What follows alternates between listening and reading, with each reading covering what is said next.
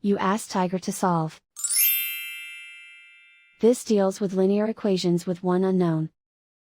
The final result is x equals -3. Let's solve it step by step. Group all x terms on the left side of the equation. Add 10x to both sides. Group like terms. Simplify the arithmetic. Group like terms. Simplify the arithmetic.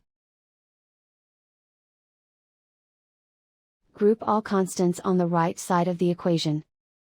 Add 4 to both sides. Simplify the arithmetic.